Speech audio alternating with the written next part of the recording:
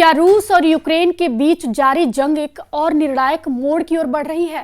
क्या दुनिया एक और विनाशकारी अध्याय की दहलीज पर खड़ी है? ये सिर्फ सवाल नहीं, बल्कि वो हकीकतें हैं जिनकी परछाई अब और गहरी होती जा रही है। 3.5 साल की इस लंबी लड़ाई ने पहले ही लाखों जिंदगियों को प्रभावित किया है, लेकिन अब संकेत मिल रहे हैं कि हालात और विस्फोटक हो सकते हैं।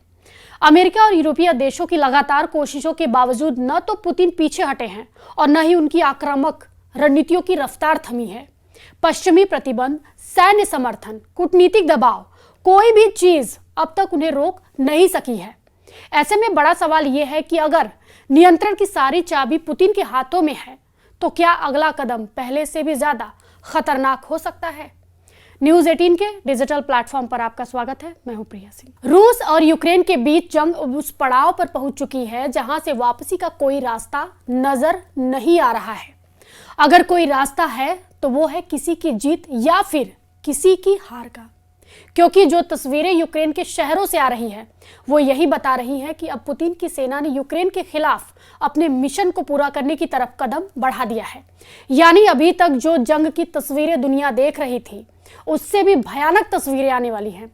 अभी तक रूस की सेना ने अपने बारूदी तरकश के जिन हथियारों को छिपा रखा था वो बाहर आने वाले हैं, और ये तस्वीरें इसी तरफ इशारा कर रही हैं कि रूस और यूक्रेन की जंग अब उस खतरनाक मोड़ पर है जहां हर अगला कदम विनाश की एक नई कहानी लिख रहा है।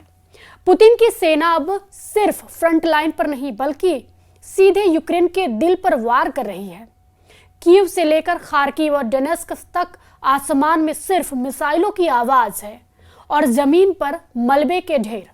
महज एक हफ्ते में रूस ने हाई प्रिसीशन हथियारों और ड्रोन से 7 बड़े ग्रुप स्ट्राइक किए हैं। टारगेट साफ थे, यूक्रेन की ताकत को जड़ से खत्म करना।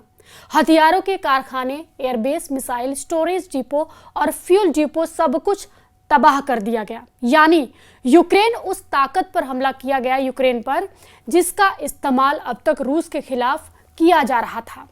इसी बीच रूस ने एक और बड़ा दावा किया है। रक्षा मंत्रालय के मुताबिक 23 से 29 अगस्त के बीच रूसी सेना ने डोनेत्स्क और डिनिप्रोपेट्रोव्स्क में 6 नई बस्तियों पर कब्जा कर लिया है। इसका मतलब है कि धीरे धीरे रूस यूक्रेन के नक्शे से गांव और कस्बे मिटाता जा रहा है। ये सिर्फ इलाकों पर कब्जा नहीं, बल्कि मनोवैज्ञानिक दबाव भी है, कह सकते हैं, क्योंकि हर बस्ती पर कब्जे के साथ यूक्रेन के लोगों में डर गहराता जा रहा है।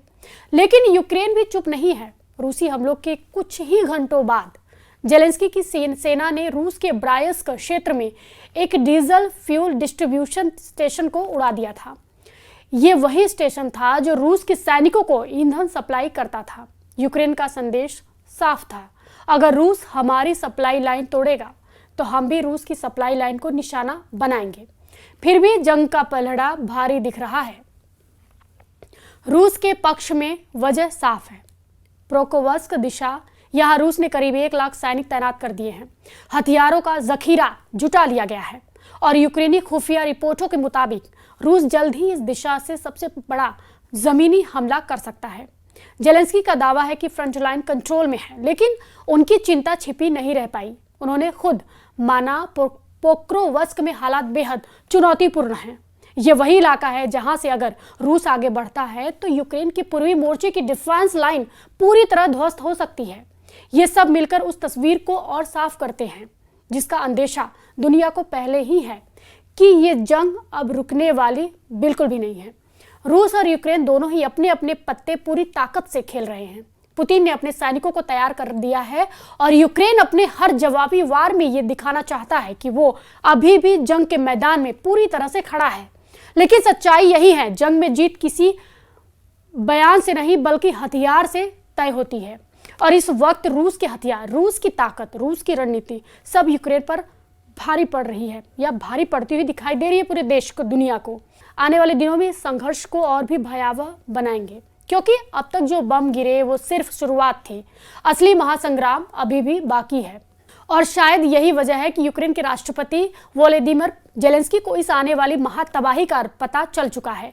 रूस और यूक्रेन की इस भीषण जंग में अब सबसे बड़ा सवाल उठ रहा है कि यूरोप और अमेरिका की भूमिका कहां है। सवाल सबसे बड़ा है, क्या पश्चिम ने यूक्रेन को अकेले छोड़ दिया है? पिछले एक हफ्ते में कीव पर हुई बमबारी ने पूरे इलाके को, पूरे यूरोप को झकझोर दिया, लेकिन यूरोपीय देशों की प्रतिक्रिया महज बयानबाजी तक सिमटी रही।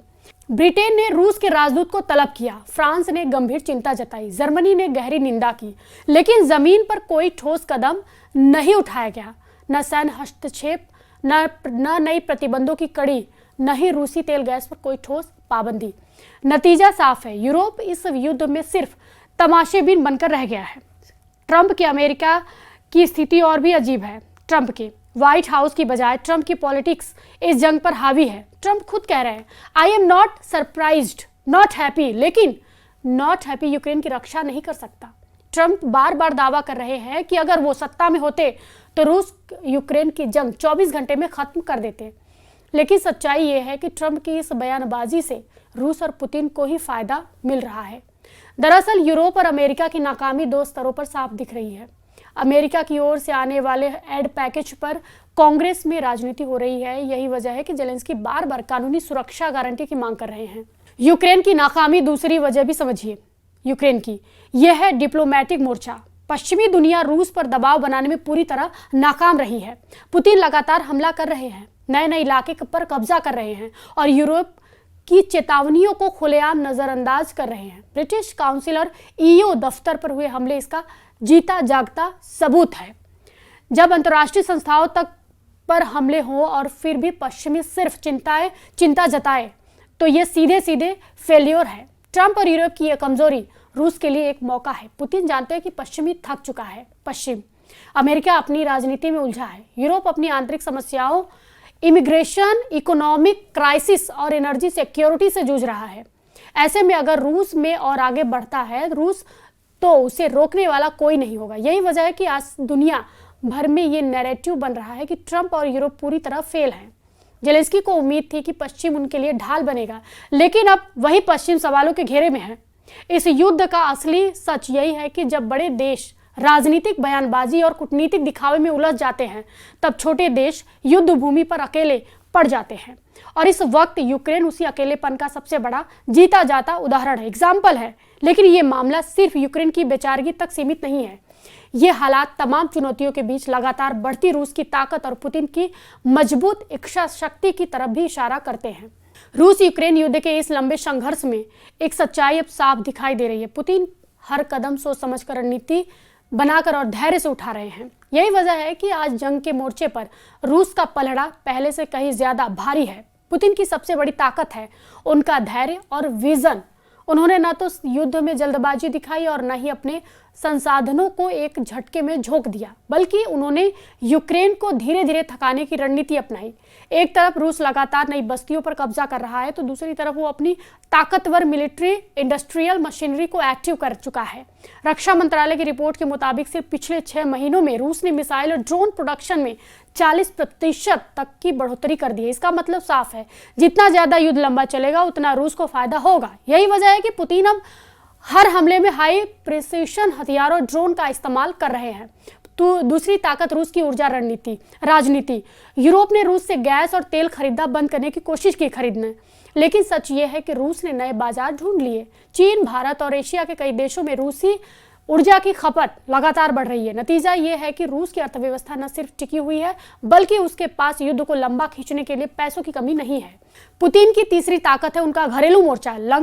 जंग लंबी खींचने के बावजूद रूस के अंदर पुतिन की पकड़ ढीली नहीं पड़ी। सरकारी आंकड़ों और पश्चिमी खुफिया रिपोर्टों के मुताबिक रूस में पुतिन के समर्थन का ग्राफ 70% से ऊपर बना हुआ है। यही कारण है कि पुतिन अपने हर बड़े फैसले में बिना दबाव के आगे बढ़ पा रहे हैं। इसके अलावा पुतिन की कूटनीति रणनीति पर भी पश्चिम के लिए बड़ी चुनौती है। ब्रिक्स देशों से लेकर ग्लोबल साउथ तक रूस ने लगातार अपने लिए समर्थन जुटाया है। अफ्रीका, लैटिन अमेरिका और एशिया के कई देश रूस को एंटी वेस्ट ताकत के तौर पर देख रहे हैं। संयुक्त राष्ट्र में भले ही निंदा प्रस्ताव आते हो, लेकिन असल दुनिया में पुतिन को कूटनीतिक अकेलापन झेलना नहीं पड़ रहा है। और अब चौथी और सबसे अहम ताकत फौजी जमावड़ा। यूक्रेन के राष्ट्रपति जेलेंस्की ने खुद स्वीकार किया है कि रूस ने पोक्रोवस्क दिशा में लगभग 1 लाख सैनिक तैनात कर दिए हैं। इसके साथ ही टैंकों, तोपों और मिसाइलों का विशाल भंडार तैयार है। इसका मतलब है कि आने वाले दिनों में रूस किसी भी वक्त सबसे बड़ा जमीनी हमला कर सकता है। इन सारी बातों को जोड़कर देखें तो तस्वीर बिल्कुल साफ है, या कह सकते हैं कि बिल्कुल साफ हो चुकी है। पुतिन न तो थके हैं, न झुके हैं और न ही रुके हैं। वो युद्ध को अपनी शर्तों पर आगे बढ़ा रहे हैं। पश्चिम की कमजोरी और यूक्रेन की थकान से उन्हें और मजबूत बना दिया है। यूक्रेन की थकान ने, यही कारण है कि आज की दुनिया में ये नैरेटिव मजबूती से उभर रहा है कि अब इस जंग का फैसला पुतिन के बम से होगा। इस वीडियो पर आपकी क्या प्रतिक्रिया है, हमें कमेंट बॉक्स में जरूर बताएं और फॉलो कीजिए न्यूज़ 18।